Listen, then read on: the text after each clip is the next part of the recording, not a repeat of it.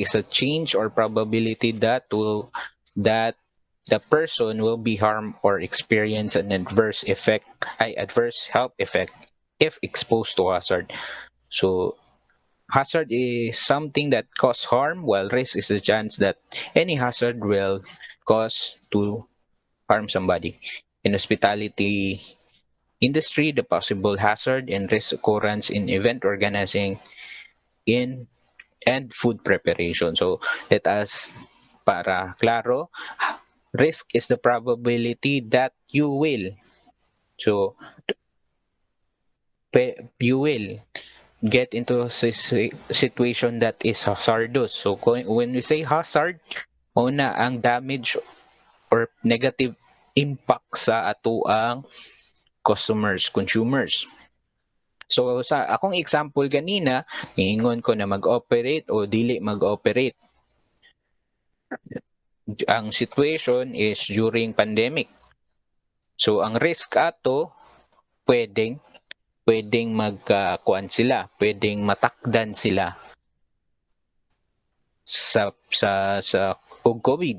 Ang hazard ato is the COVID.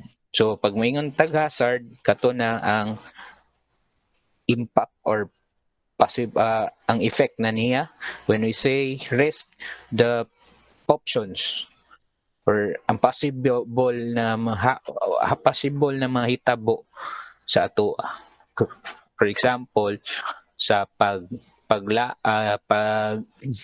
another example sa pag-travel, pwedeng kato, one, matakdan ta, two, na accidents that will happen during travel, or three, accidents that will happen sa aksidente na happen during pag-tour. So ang hazard ato, for example, number 3 na risk nato, accident during the tour. So pwedeng mabalian, kanang pwede pong nakawatan ang example sa hazard. So hazard, anything that cause harm. Risk, how great the chance that someone will be harmed by the hazard. So risk, probability, hazard, ang iyahang effect.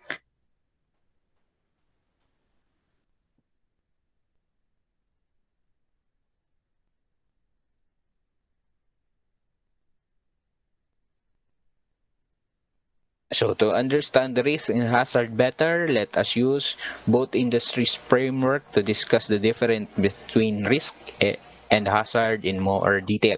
So event organizing is effective in boosting the economy in both industries. One cannot accomplish in just a wink of an eye. It must undergo tedious study and planning because some risks and hazards are attached to it. So guest performers are considered a hazard as they may cause commotion and stampede because of the unruly people. This is a kwan. So sa organization, ang risk ni mo ani is the guest performer. Ang imuhang hazard ani kay mag-cause sila og commotion and stampede. Kaduha, the unruly people that are also considered hazard as they cause chaos to the whole event.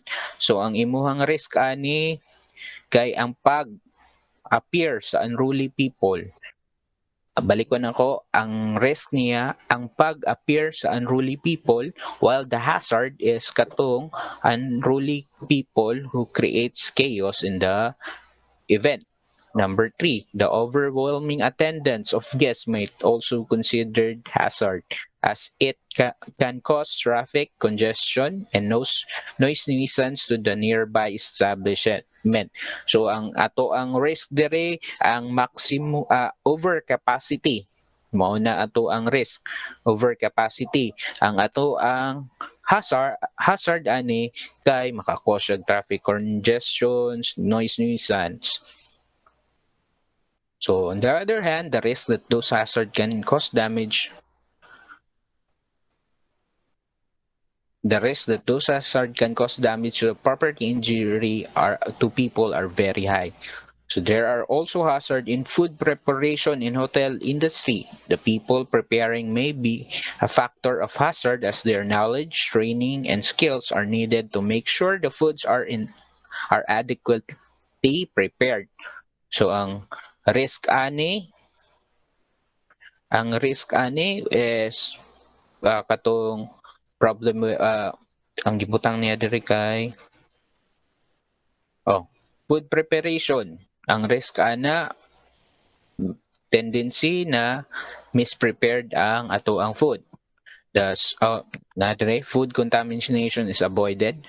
The risk of food contamination vis-a-vis with food poisoning is imminent if one handling food has done no precautionary measure. So sa risk na kay kwan, mura siya kwan ba? Possible amount o giingon ako ganina na possible outcome. So pag food preparation, ang outcome ana kay duhara. Pwedeng contaminated ang food or good ang preparation. So ang hazard ato katong contamination of food. Yep. Next slide talks about ano man to? How? Diba pa day? Risk management. According to ISO 31000, risk management is the identification, so evaluation and prioritization of risk. It is followed by coordinated and economical application of resources to minimize, monitor, and control the probability of unfortunate events to achieve the desired output. To address the issue of risk,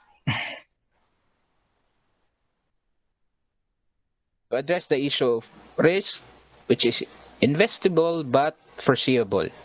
In any business venture, circumstances must be studied carefully to identify all the risks involved, followed by an intense evaluation of the same determine which among those risks should be addressed first, which should be treated lastly.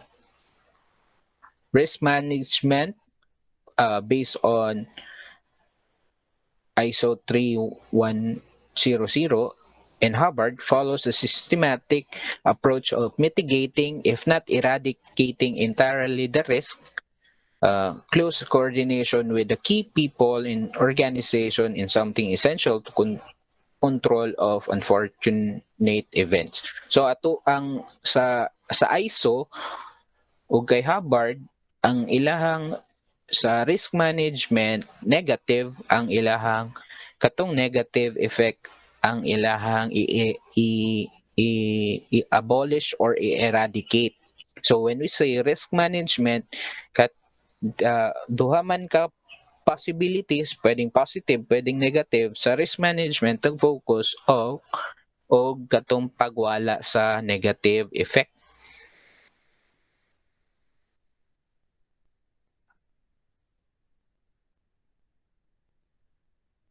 So next will be risk assessment.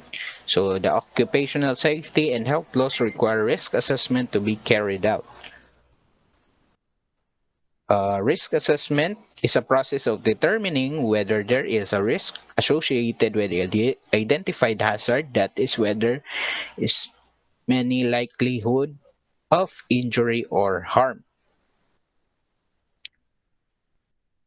So both hospitality and industry ang ato ang priority will be our guests or clientele. So we should give them security and make them feel protected. So whenever we give our services, or we pamper them with katang ato ang mga pag-tour or sa ato ang kanang enjoyment nila or recreation. So mao ni ato ang how do we manage our kuan katong risk. So first is identify the risk. kung unsa man ang mga possible problems na mo-occur. Then, creation of a management plan to address the risk. Kung mag-think na kadaan o possible solution to those problems. So, for example, risk identification, food preparation, ang creation of management plan, proper training sa food sa kuan sa ato ang kuan, proper training sa mag-handle sa food. Yun na. For example, sa kanang sa tourist sa pwede basta food ma-relate man nato pwede ba sa tourism, pwede pud sa, pero kasagaran sa ato ang kuan na siya hospitality. So pwede pong transportation. So pag transportation, ang risk ana pwedeng maaksidente sa pag-travel, road accidents. So ang unsaon man nato na pag-address, pwedeng i-check daan ang atong mga vehicles, or i-check kung naay ability kung accredited na may accreditation ron sa driving. Then collaboration with the stakeholders. So let us define what is a stakeholder. Stakeholders is anyone who can affect a organization. So it is outside o inside na mga tao. So when we say outside, inside the organization or industry. So when we say outside, pwedeng government, pwede siyang katong mga suppliers nato, competitors even. Dayon inside mo na to ang workers, managers. Then the third